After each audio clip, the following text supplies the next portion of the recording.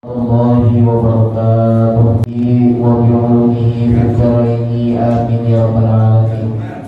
Hadirin muhtaramin wa zumratal mu'minin rahimakumullah. Bapak-bapak peserta ta'lim rutin, majelis ta'lim Masjid Nurul Huda yang dirahmati Allah Subhanahu wa taala. Pada kesempatan malam hari ini kita masih akan melanjutkan pelajaran kita pada yang lalu yang telah kita masuk pada syarat-syarat tentang melaksanakan sholat berjamaah, sholat maghrib. Maka bahas kewajiban terakhir kita terhadap orang yang sudah wafat, ya, yaitu menguburkan mayit. Terakhir nih, daripada kewajiban orang yang masih hidup terhadap yang sudah wafat, wa amman dafnu fa aqalluhu khufratun taqumu raihatahu wa tahbusuhu minasyibai wa yajibu tawjihuhu lil qiblati. Pada kesempatan kali ini kita akan membahas tentang menguburi mayit. Maka beberapa bahasan. Bahasan yang pertama adalah ada memilih kuburan.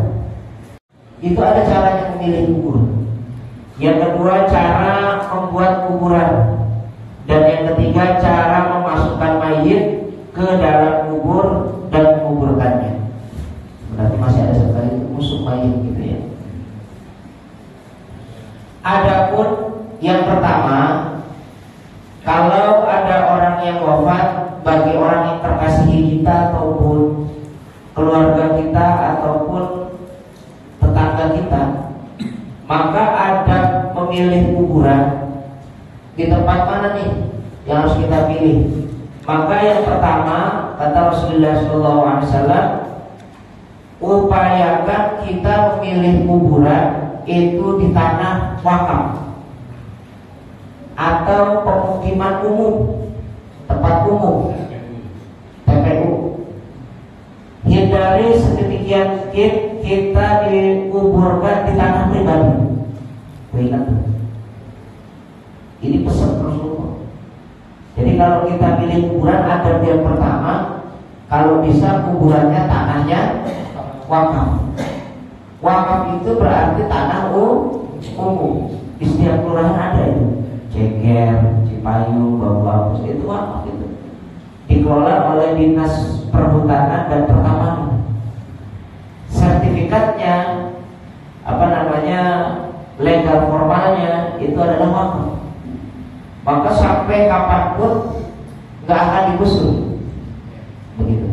Jadi adabnya, umumnya adab yang pertama, pilih kuburan di tanah pemakaman umum atau wakaf. Hindari sedemikian mungkin di tanah pribadi. Rasulullah ini, Pak, wa ma yantiqu 'anil hawa in huwa illa wahyu yuha. Rasulullah itu enggak ngomong kecuali yang keluar dari mulutnya itu wahyu. 1400 tahun yang lalu ngomongnya kayak begitu, tanahnya tanah wakaf, kalau bisa di kuburan umum, jangan di kuburan sendiri, pribadi. Kenapa? Mungkin kalau kita sih ketika udah wakaf itu biasa aja. Tapi kalau jatuhnya ke anak, jatuhnya ke cucu, jatuhnya ke cicit, dia lihat tuh, oh tanah lumayan nih 100 meter, oh lumayan nih 200 meter, udah ada kuburan umum, pindahin aja ke kuburan umum, ini kita jual. Kejadian kan? Kejadian. Ini maksudnya. Yang kedua, kalau di penguburan umum, di samping kita tadi ya, takut ada insiden penjualan dan lain sebagainya kan gitu. Yang kedua, kenapa harus di tanah umum dan wakaf? Karena kalau penguburan umum biasanya didatangi banyak orang. Kalau didatangi banyak orang, maka banyak yang mendoakan. Nggak perlu doa khusus. Ketika ada orang masuk ke dalam kuburan, ke dalam TPU, salam, assalamualaikum ya ahlan diyar, atau ya ahlal kubur. Itu orang yang di situ dapat pahala. Ini kubur di situ. Itu satu. Kedua ya. Yang ketiga, kenapa harus di tanah wakaf dan tanahnya tanah umum? Karena kalau orang dikubur di tanah wakaf dan untuk umum, itu yang mewakafkannya pahala. Contoh, ini ada tanah nih, dijadiin masjid, Nurul Huda namanya, begitu kan? Maka yang mewakafkan tanah ini selalu mendapatkan kiriman pahala. Yang meramaikannya kita berpahala juga. Maka kalau ada orang dikubur di tanah wakaf, tanahnya berpahala bagi orang yang mewakafkan, bagi orang yang dikubur berpahala juga sampai hari kiamat. Apa nggak pengen gitu? Kalau di tanah sendiri enggak, tanah sendiri. Jadi mendingan di mana sekarang? Kan dulu jadi tanah wakaf aja. Tanah wakaf sekarang sedikit. Ya, kalau dicekir aja udah penuh tuh. Penuh belum? Hampir. Enggak ada yang daftar sih. Ya, jadi dapat pahala tanahnya tanah. Perawan untuk tidak dijual. Itu adabnya. Yang kedua adabnya kalau bisa sebelum wafat kita bikin pesan, bikin amanat, bikin wasiat namanya. Wasiatnya apa? Kalau bisa kumpulin dengan keluarga. Tuh ajaran Rasul.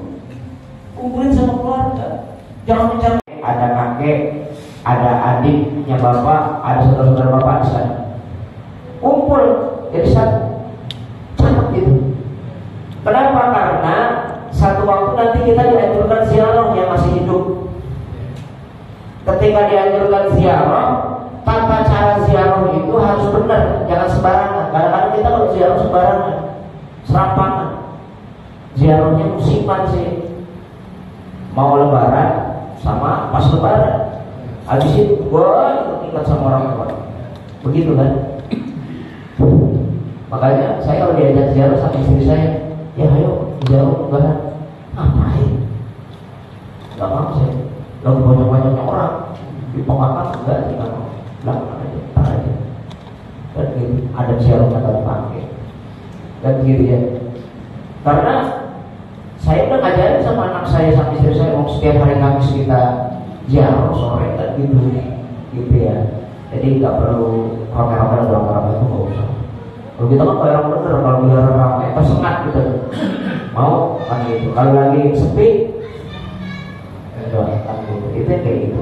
Ada ziarah itu kalau masuk komplek kita harus ceger gerbangnya salah sama semua orang yang ada wafat di situ. Pakainya domirkum, assalamualaikum ya ahlal kubur, segitu. Mau banyak-banyak. Assalamualaikum ya ahlal kubur. Salah. Ternyata di ceger itu ada 5 saudara kita, bapak, mak, kakak, adik, paman, misalkan. Maka satu persatu kita datangin. Bukan duduk berdiri aja. Ini bapak kita. Ini bapak kita nih. Di antara kepalanya, batu nisannya, berdiri, salam ucapkan salam sama bapak kita. Bahasa Indonesia aja kalau nggak bisa mah. Assalamualaikum ya bapak. Begitu. Kalau enggak pakai bapak ya abi. Salam kan kita masuk Arab-Araban gitu. Kalau diajakin ngomong Arab panjang mah susah juga. Assalamualaikum ya abi, belasannya emak.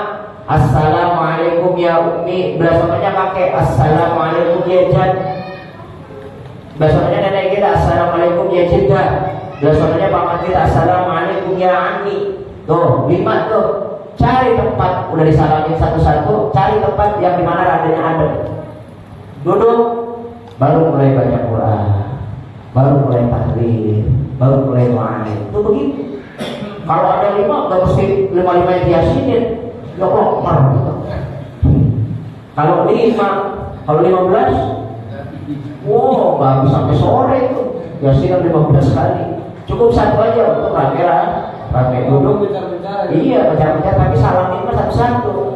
Salamin ini bapak, salamin emak, salamin kakak, salamin adik, salamin anak, salamin. Oh ya, paling anak udah sholat duduk, baru baca Yasin yang bisa. Baca surat Al-Kahfi, baca surat Rahman, lalu berdoa. Doanya kepada Allah, bukan kepada manusia. Doa kepada Allah. Begitu doanya jamak itu banyak, sehingga kena sulit. Kumpulkan di antara keluarga, kan gitu ya. Upayakan kuburannya di kuburan umum, wakaf. Begitu Pak. Kuburannya kuburan wakaf, lalu kumpulin dengan keluarga. Contoh aja nih Pak ya. Saya mau nyampein aja. Kurang apa? Tapi emang ini mah kayaknya ulama nih Pak. Saya baca bukunya memang dia itu ulama beneran nih. Orang ahli agama, paling kata orang ahli agama ngerti agama. Kurang apa proklamator kita yang nomor 2? Itu saat mau wafatnya beliau pernah berwasiat, nulis surat, nulis wasiat sama anaknya, sama saya. Anak itu adalah mutiara. Kamu nanti karena sekolah, karena pintar, karena belajar. Tapi kalau bapak ada di tempat pemakaman umum, walaupun kalian gak datang, banyak orang yang mendapatkan manfaat, banyak pahala. Begitu caranya begitu. Dapatkan manfaat buat orang tua kita. Jadi jangan sampai bangun kuburannya bagus. Kalau bisa kumpulkan, bikin wasiat. Kalau nanti saya wafat, kumpulin sama orang soleh, sama orang yang ahli agama. Misalkan Anda ini mah, saya punya guru ngaji namanya Fulan bin Fulan, dikuburnya di TPU Ceger misalkan gitu. Nah nanti kalau bapak wafat tolong kuburin di TPU Ceger, syukur-syukur bisa dekat sama guru ngaji kami. Kenapa? Karena masa hidup kami bareng sama dia. Wafatnya juga bapak pengen bareng sama dia. Bapak ngerti nih orang dia orang soleh, maka bapak pengen mati dan hidup bareng sama dia. Contohnya siapa? Abu Bakar Siddiq. Ini gak main-main. Abu Bakar Siddiq. Rasulullah SAW wafat Pak. Ketika wafat, mohon maaf, ini dalam sejarah diceritakan. Saat setelah wafat 3 hari Rasulullah belum diurus. Tapi karena Nabi dan Rasul jasadnya gak rusak, gak bau dan lain sebagainya, 3 hari belum diurus. Karena bingung gimana caranya ini ngurus Rasulullah SAW. Belum ada contoh menguburkan untuk Rasulullah. Maka ada wisik, kalau kata kita mau wisik ilham kepada beberapa sahabat Rasulullah SAW yang ahli hikmah, bahwasanya kalau Nabi dan Rasul di dalam kitab Zabur, Taurat, Injil, bahkan di Al-Quran ada. Kalau Nabi dan Rasul kalau wafat di situ tak boleh dipindah, harus dikubur di situ. Ternyata wafatnya di kamarnya Siti Aisyah. Ketika wafat di kamar Siti Aisyah, maka karena baca ayat, baca Zabur, baca Taurat, baca Injil, dilihat benar, akhirnya dikuburkan di kamarnya sekarang. Kalau Pak Komandan kan kemarin kan 40 hari ya, 41 hari di Madinah itu, di Masjid Nabawi itu, sebelah pintu Babus Salam. Babus Salam itu pintu utama masuk Masjid Nabawi, sebelah selatan sedikit sebelum ke Baqi.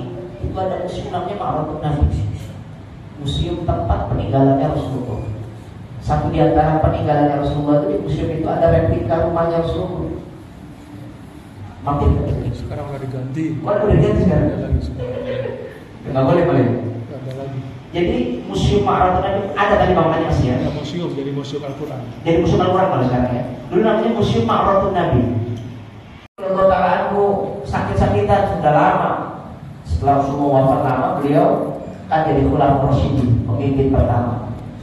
Diangkat di kebun, diangkatnya di kebun Abu Bakar Siddiq itu. Namanya Saqifah Bani Sa'idah. Kebunnya Saqifah Bani Sa'idah. Masih ada sampai sekarang kalau itu sih, pohon nggak boleh dirubah.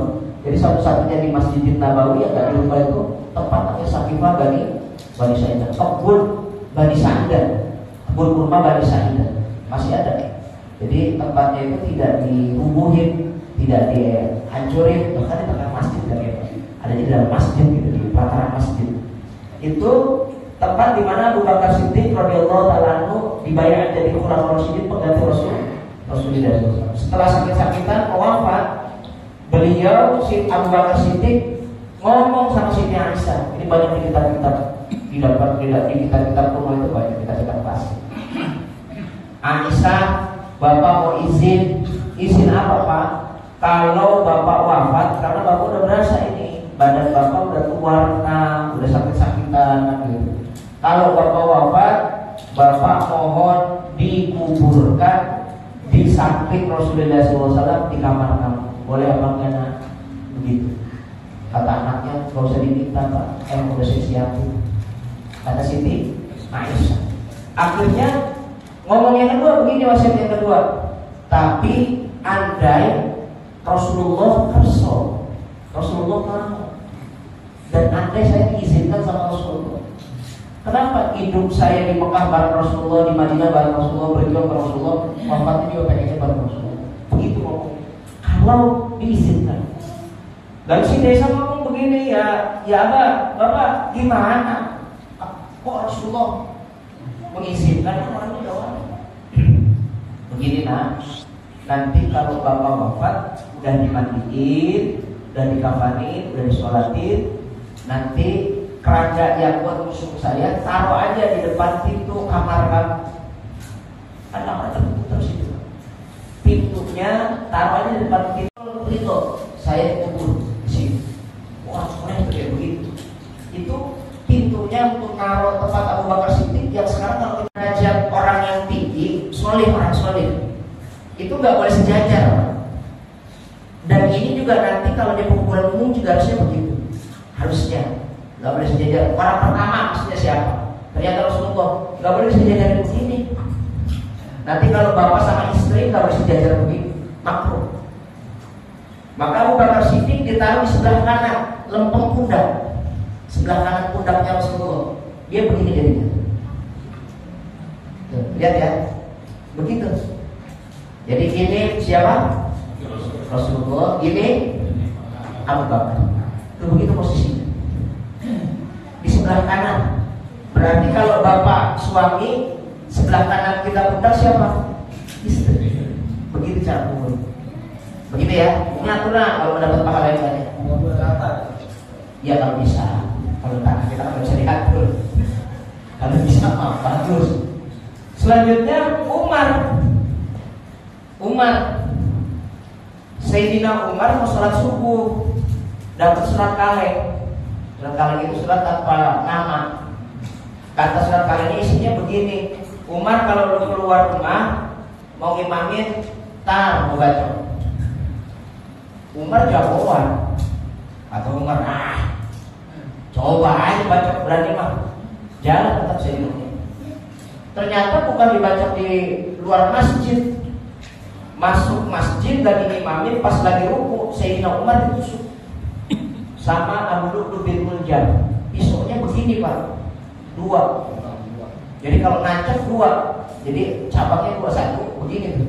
Jadi kalau nancap 2, dikasih racun dinding, racun kodok.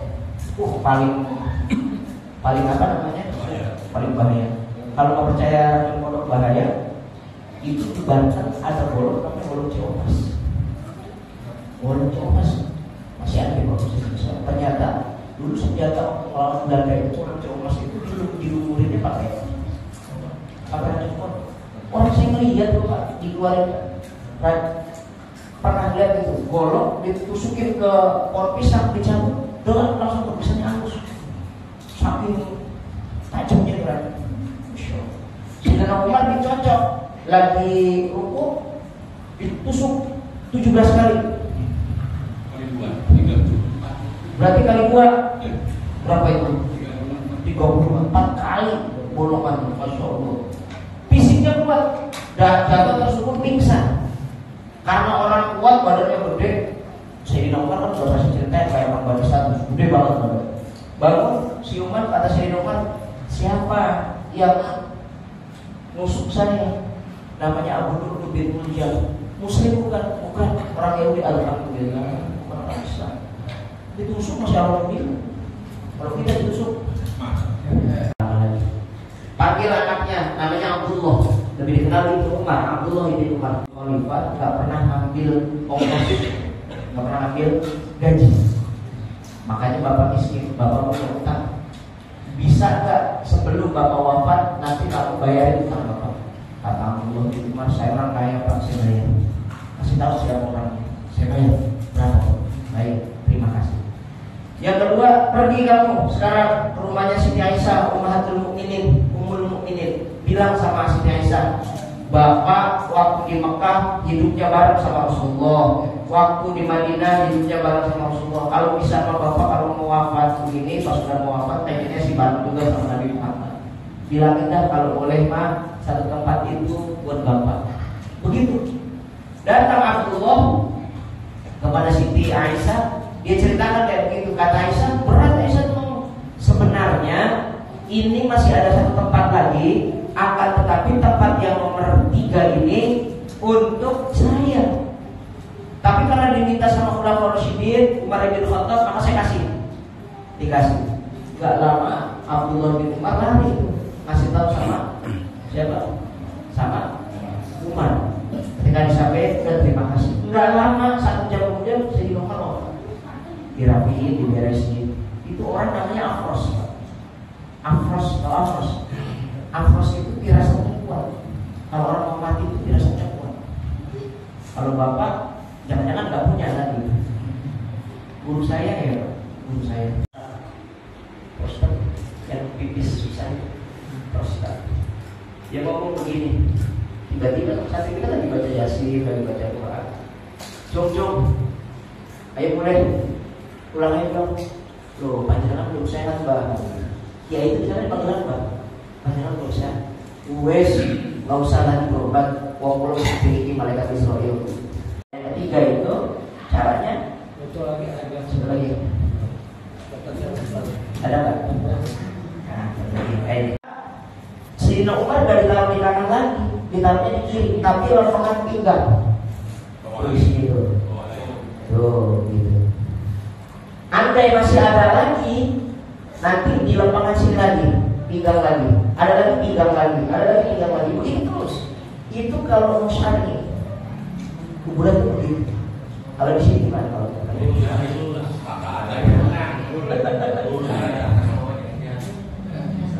Unit Islam tapi tidak syar'i, itu kan? Unitnya, kan tulisannya unit is Islam, tapi cara kuburnya nggak syar'i, unik menurut saya. Jadi kalau kuburan itu benar begitu, dia paling tinggi nih. Paling tinggi itu bukan berarti kalau Nabi, maka karena derajatnya Nabi.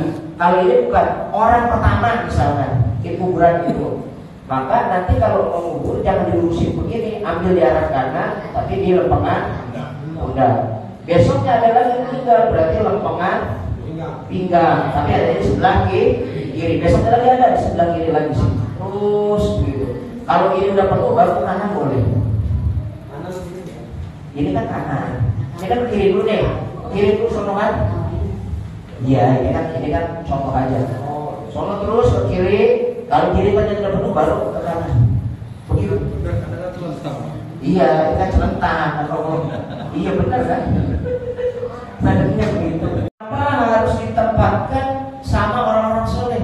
Karena kalau kita dikubur tidak dengan orang soleh beresiko.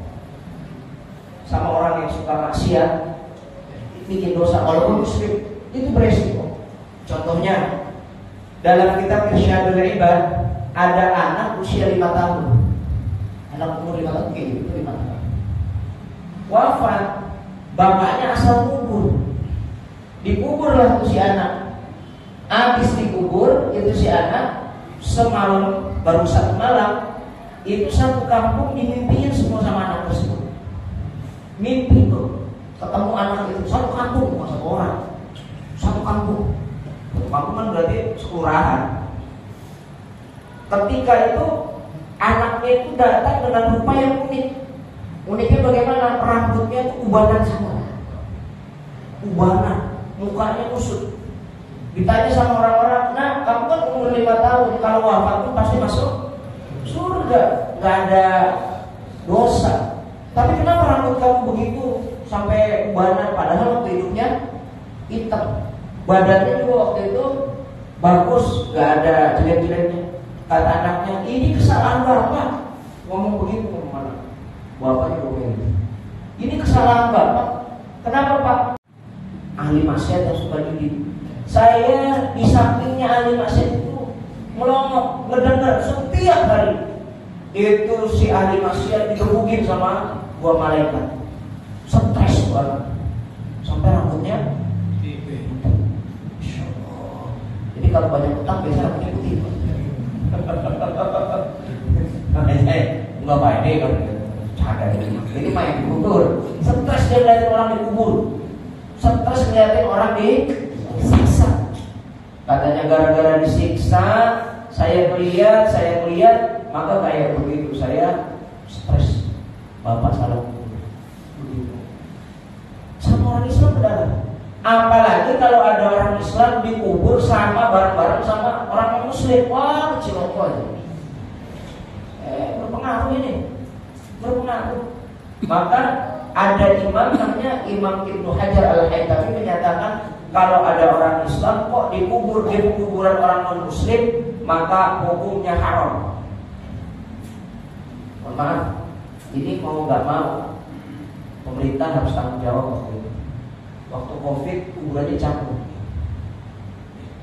Yang Muslim campur sama yang bukan Muslim, benar ya? Masa sih? Setahu saya punya teman sudah dicampur di sono, bukan di Bapak Rorotan itu. Dicampur itu antara non Muslim dengan Muslim. Satu penderitaan Covid. Saya pernah ngomong, Pak, kalau bisa Pak, yang Muslim dipisahin Pak, jangan Gak bisa Pak, prosedurnya udah kayak begini. Udah kita omongin tuh, udah ngomong begitu. Akhirnya ya sudah apa. Dalam hati saya dulu pada tanggung jawab. Kalau ini seorang ini dapat siksa lantaran dia dikumpulin di dalam orang-orang yang bukan Muslim. Makanya hati-hati. Orang sesama Muslim aja, tapi Muslimnya suka bikin dosa, beresiko, apalagi ya. Oh, hati-hati. Ya sekarang, makanya jangan sepilih-pilihnya kuburan. Tentang di mana itu San Diego Hill enak, ya nggak apa-apa lah, barengan sama Muslim yang mahal sekalian. Nggak begini, berat itu. Kan gitu. Jadi kumpulkan dengan orang-orang Muslim, orang-orang yang saleh. Masya Allah. Paham ya? Amin. Selanjutnya mayit setelah kita pilih, kita wafat. Si mayit ini diusung itu dipanggul, digotok. Di buku itu nggak saya masukin, tapi ini keterangan tambahan karena sunnah aja itu, karena itu sunnah. Bahwasanya mengusung mayit itu yang benar, selain yang ngangkat, semua orang yang tahzizul janalis atau jenazah harus ada di depan semua. Ada di depan. Misalkan kita ngusung mayit nih, berarti kan yang megang 4 orang itu Pak, depan 2, belakang 2. Maka yang nganter ke kuburan semuanya di depan. Jangan di belakang. Kalau kita nggak mayitnya di depan, kitanya di belakang. Salah. Gak dapat pahala, gak dapat sunnah. Jadi yang namanya pengawal ada di depan atau di belakang? Ini ada presiden nih, mobil, kiri-kiringan PM. Pengawal di belakang tuh. Namanya bukan pengawal, itu cuma pengakhir. Pengakhir atau pengawal? Kalau di belakang? Di belakang pengakhir. Harusnya di depan. Kenapa di depan? Ternyata ada sabda Rasulullah SAW. Jenazah ketika mau diusung ke kubur, mau dibawa ke kuburan, itu jenazah itu takut Pak, gemeter. Pengen ketemu sama kekasih saya, begitu pokoknya. Bagi orang soleh kayak bapak, gitu, kalau meninggal kan rasa takut. Itu orang lagi ketakutan Pak. Maka kalau si mayit ada di depan makin takut. Lah pengawalannya harusnya ada di depan. Dalam artian di depan itu bahasa isyaratnya ngomong begini, mayit gak usah takut, lu buat temenin, buat kawan. Walaupun setelah dikubur kita pulang, kita tinggal, sampai itu dikubur gitu. Maka sunnahnya si pengusung itu hendaknya si pengusung itu dalam kondisi di depan semua, kecuali yang 4 tadi, yang musuh, yang 4 kan gitu. Masya Allah, luar biasa, luar biasa. Ilmunya udah ada, masa protes. Ketika diangkat, maka yang di depan itu kaki, bukan kepala. Kalau udah sunnah. Jadi yang 2 di depan itu yang musuh kaki, sedangkan kepala di belakang. Kepala di belakang. Jadi begini tuh. Kalau kita keluar, nih, ini kan begini kan tadinya. Kita angkat, maka kita bawa ini yang di depan, begitu sampai begitu sana di depan. Kalau dia ke sono, berarti ini kakinya ke depan, kepalanya di belakang. Umumnya kalau kita itu kepalanya di depan, begitu. Nih kepalanya di depan begitu. Mohon maaf ya, ini mah otaknya saya. Ini kalau misalkan main dikasih ruhnya, suruh bangun tuh dia jalannya maju apa mundur? Mundur. Benar apa kagak? Jadi akal-akalan saya. Tapi kalau kaki di depan, kepala di belakang, dikasih ruh sama Allah, bangun lagi, ini jalannya mana? Ke depan, paham gitu. Itu akal-akalan. Tapi memang anjuran daripada Rasulullah SAW, kakinya di depan. Setelah kakinya di depan, kepalanya di belakang. Kepalanya di belakang. Usung sampai ke kubur. Yang mengawali atau yang mengawal itu semuanya di depan. Sunnah, gak usah pakai ambulan. Kalau masih terjangkau, kalau masih bisa terjangkau, jangan pakai ambulan. Misalkan di sini mau dibawa ke TPI Ceker, pakai ambulan gak usah, karena ngurusnya benar. Ya begitu. Salah aja udah, gak usah pakai diomongin. Salah apa enggak? Salah. Tapi sekali lagi karena itu cuma sunnah, gak usah ribut. Gak usah ribut kan gitu. Nah, kemarin malah ada kok dari masuk juga. Senangnya begitu, Pak. Udah gitu dikasih kopi lagi. Ada Allah yang macam-macam. Allah mau fikir. Assalamualaikum warahmatullahi wabarakatuh. Waalaikumsalam.